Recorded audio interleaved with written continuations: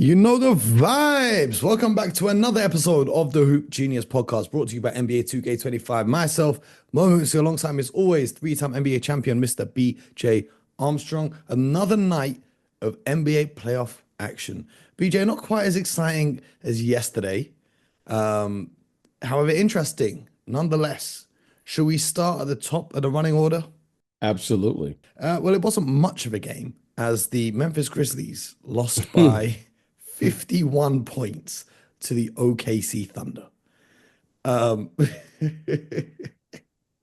that game was done. That game was done in the second quarter. OKC's defense absolutely swarming. Great perimeter defense. They do a great job out there, and if they ever do get beat, the way that they can kind of peel switch and the help defenders are there as well, just causing absolute havoc. What did you?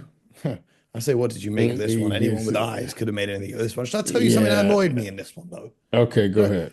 Because a lot of people criticize Shaquille O'Neal. They say Shaquille O'Neal is a hater because of the way he talks about some of the current bigs in the NBA. Okay. But I'm watching Jaren Jackson Jr. at 7 foot tall post up Alex Caruso and not be able to get his way to the hoop. I'm watching the OKC Thunder live with guards guarding the Grizzlies big and just being okay with it. And Jaren Jackson Jr. finished with 4 points, 2 of 13 from the field. And I just watched that game and I just thought, man, you know what, Shaq, I hear you, brother. I hear you. Hmm. Okay. I have nothing really to say. What are you gonna say about this?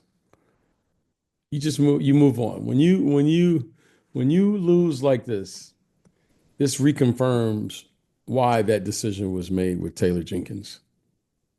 Just confirms. Now, we can't see what's happening in the locker room. We can't see what's happening in practice. We don't know what's going on behind the scenes. But what we can say is something is going on. When you lose by 51 points in a playoff game, there's something going on with your team. Okay. And that's pretty hard to do. So let's chalk it up, get rid of that game as quickly as possible, and move on to the next one. But very disappointing to lose in that fashion in a playoff game, Yep. I said it was let gonna be alone a regular season, but in a yeah. playoff game. So it is what it is. Whatever happened, happened. But that's going to be pretty hard to overcome. And the OKC Thunder, they just have to guard against being overconfident now as they close out this series. So, good game for the Thunder, and but they look like the superior team in this matchup. Let's move on. The Grizzlies need to move on. We need to move on too. The Boston Celtics 103-86 win over the Orlando Magic, the reigning champs, picking up where they left off. It didn't look too great in the first half. The first half of this game wasn't amazing for Boston, but they turned it up in the third quarter and the fourth quarter. Drew Holiday finished with 9 points. However, this is why you need to watch the games because his disruption of what the Orlando Magic were trying to run and the impact that he had on this game can't be quantified in a box score. He had a fantastic game. Jason Tatum had a quiet night. Porzingis only 5 points. Al Horford only 5 points, yet the Celtics still managed to come away with a win thanks to 19 off the bench for Peyton Pritchard and Derek White going 7 of 12 from downtown on his way to a 30 piece in the win for Boston. What did you make of this game? Well, very, very nice game. I thought the Orlando Magic, considering just a couple of nights ago playing in the play-in game and then suddenly having a quick turnaround, flying up to Boston, I thought this was a great game for them. Now, I think they have to feel confident that they can get something accomplished. However, you're in my opinion, you're playing against the best team in the Eastern Conference, perhaps in the entire NBA with the Boston Celtics. They showed you why they are the defending champions. They play with a lot of poise, close game throughout, and they were patient. They just continued to move the ball around.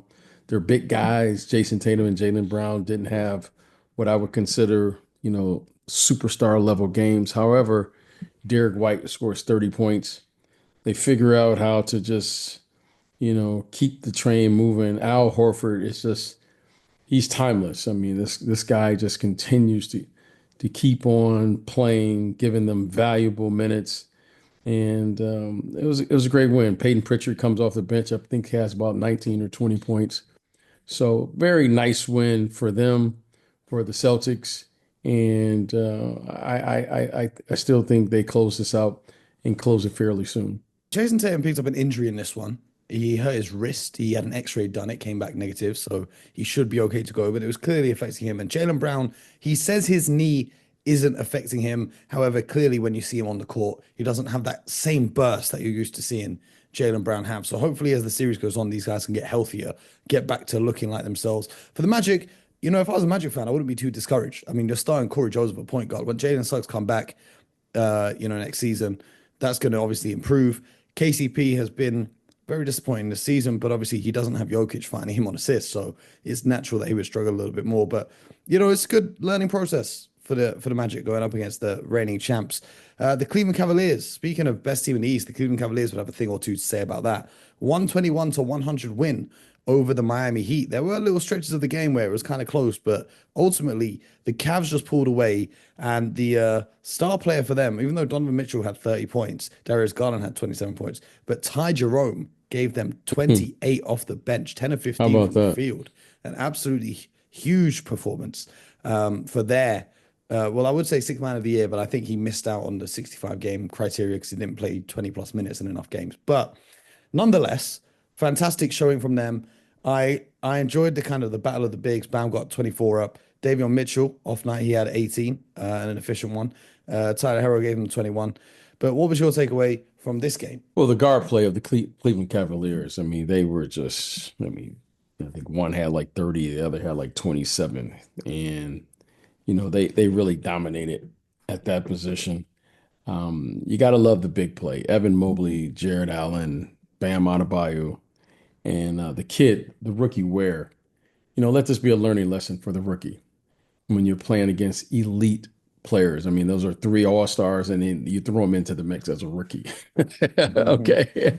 I mean, that's a tall task for that young man. However, keep your head up and you learn. And this is the difference between the NBA and amateur basketball. So but the guard play, you need guard play. We talk about it all the time, playing downhill. Devian Mitchell and Darius Garland. I mean, those guys were, they had things rolling Mhm. here this afternoon. It's pretty hard to beat. Ty Jerome, wow. I mean, you talk about an unexpected contribution. I I mean, mean, I think some of the Cavs fan he, may have expected that because he's been really good this season. But he, 28 the points, maybe in you'd tw expect in 20, but 28, in 26 minutes, I might yeah, add. So, unbelievable. that's hard to overcome. But I want to give the Miami Heat credit. They hung around, okay? They hung around. The score wasn't as lopsided as the final score indicates, but I give the Heat credit. They have a couple days now to kind of regroup. They've been doing a lot of traveling, right? Hmm. Well, this is their third home game, right? In what, Third 5 days or road game. something like that? Yeah, Yeah, third road game. They played what, Wednesday, in Chicago, Friday, and in Atlanta. Sunday. A Yeah, day off so between games, and they've been give on the give road. give those guys credit, and I respect that. This was going to be a tough game for them, but they battled. Okay, and that's what you want to see. Your team battled. We can take something back. Get back to work. And kind of settle in the same city. So this was going to be a hard game, and anyone would tell you, well, you played 3 games in 5 nights in 3 different cities. That's tough to come by. So um, no excuses. This is the playoffs. This is where the big boys play, and but give the Cavaliers credit, and it would be great for Cleveland to win Game 2. And I think they need a little confidence to know that they can actually, close a team out and don't play around. You don't want to give them any hope because you never know what can happen if you get down there 1-1 going into Miami.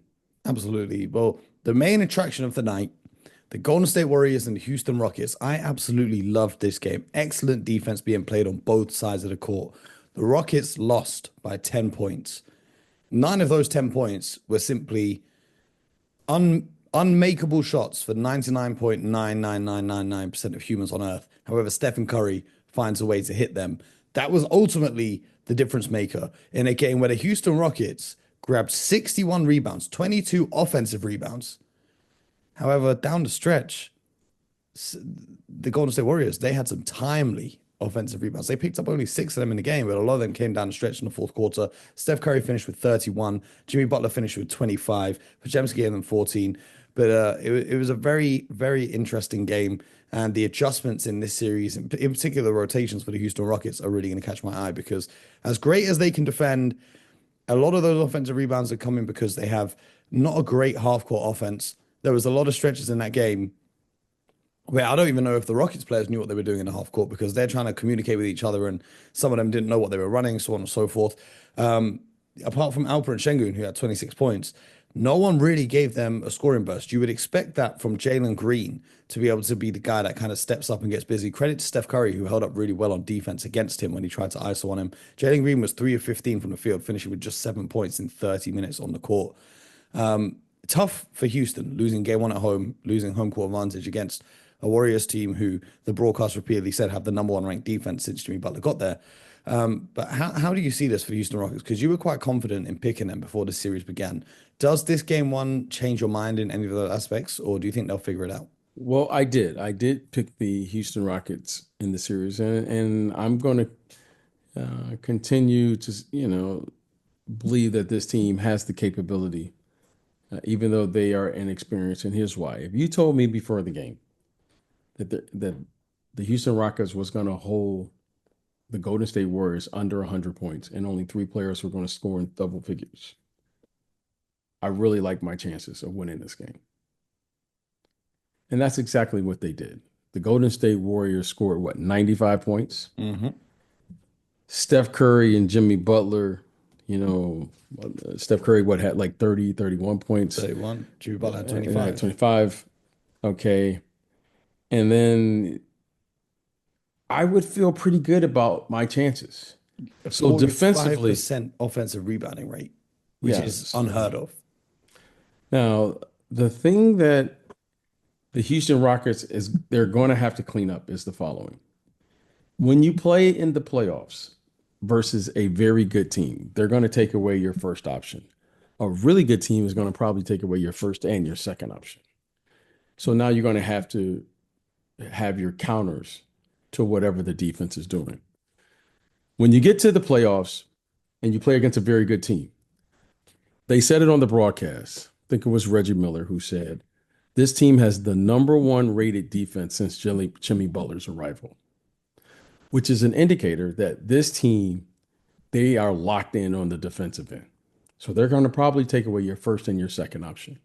And that's what you saw tonight. Give the Warriors credit for playing a grinded out type of game.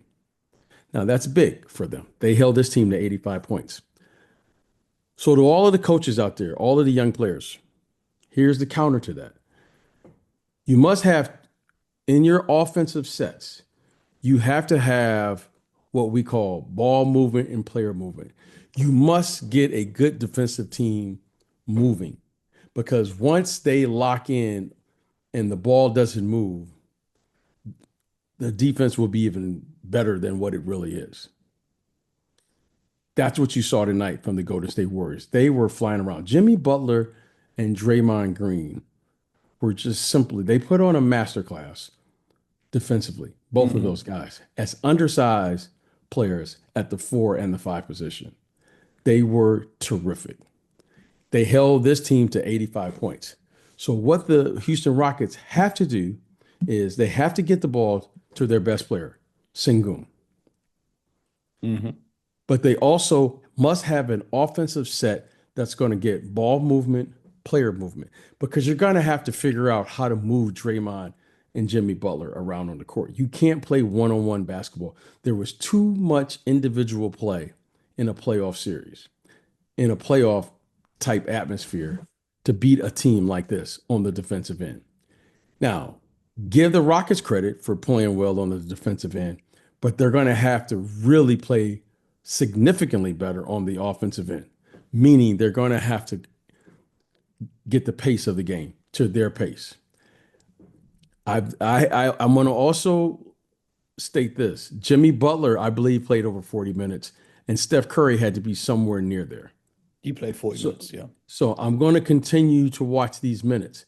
As I said at the beginning of the series, the longer the series goes, it's going to favor the Rockets.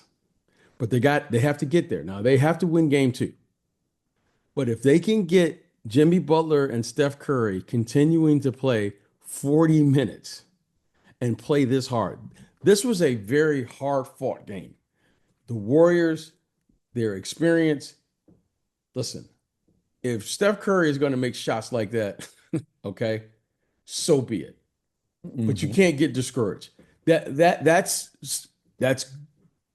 good defense, just superior offensive shooting.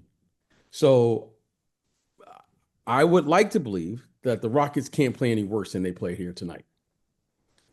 You On did a offense, great yeah. job on, well, all around. They didn't really play well. They didn't really play well throughout the entire game. They looked a little nervous, as they should be. I mean, they had a lot of guys first time in the playoffs, so and that's okay. But they have a lot of positives that you can take away from this game. And if they can continue to play, I love the fact that they did not fear playing with their big lineup. They fought themselves back into the game. I think it was like a 4-point game late in this game. So they have a lot of things that they can point to as they look over tape and game film. And I know they feel that they can play better. So but give the Warriors credit. I mean, great job, amazing shot making. You can't say it's luck. Everyone else those are lucky shots, but Steph Curry, that's just his game. So Yeah. just And amazing player, made some amazing plays down the stretch. it's also like Fred VanVleet, 2 of 13 from three. I think he was 1 of 10 up until the final couple of minutes of this game. A rough shooting night for Fred. A lot of those looks were open as well. He's got to knock down those shots. Like I said before, Jalen Green, he's got to be able to find something to get going. They don't really have too much of a scoring punch coming off the bench. They have Tyrese and Steven Adams who, they can play their roles effectively. And Jabari Smith came in and hit a big shot, but you can't rely on that throughout the course of a series. But they've got to find a scoring punch from somewhere that's not just Şengün on the block.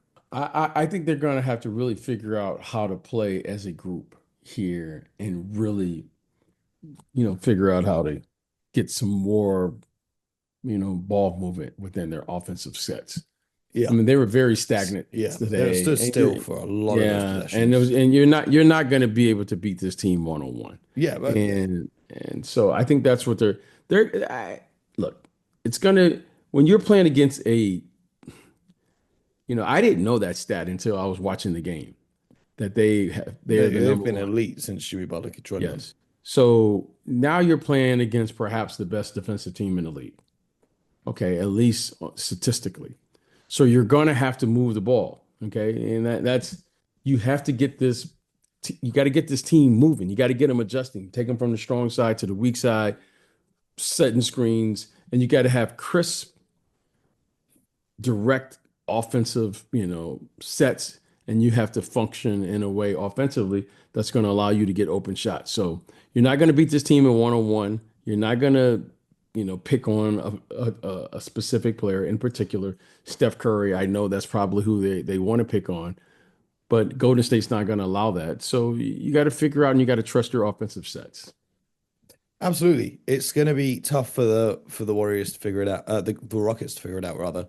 Bad for Ime Udoka. Last time he saw the playoffs was Steph Curry destroying his Celtics in the NBA Finals, and now he's in the first round against the Houston Rockets. I think I tweeted about this earlier. It's crazy that the Houston Rockets built that team with James Harden to try and take down the Warriors. They couldn't do it. They scrapped that team, rebuilt their team, made it back as the second seed to the playoffs, and the first opponent they find is Steph Curry and the Golden State Warriors once again. But looking ahead to tonight's games, your Detroit Pistons versus the New York Knicks, game 2. Excited? How you feeling? Nervous? I'm excited, but we'll see. We'll see. We'll see what our Pistons will do. Yeah, as you know, I'm rooting for the Pistons. Are you picking them for However, game two? Is the question. well, I'm picking them. I'm picking them because I want them to win. But I have to. But logic and reason and logic tells me that the Knicks are going to find a way. They just have a lot of experience on their side. So I think the Detroit Pistons are not going to sneak up on them. However, if the Knicks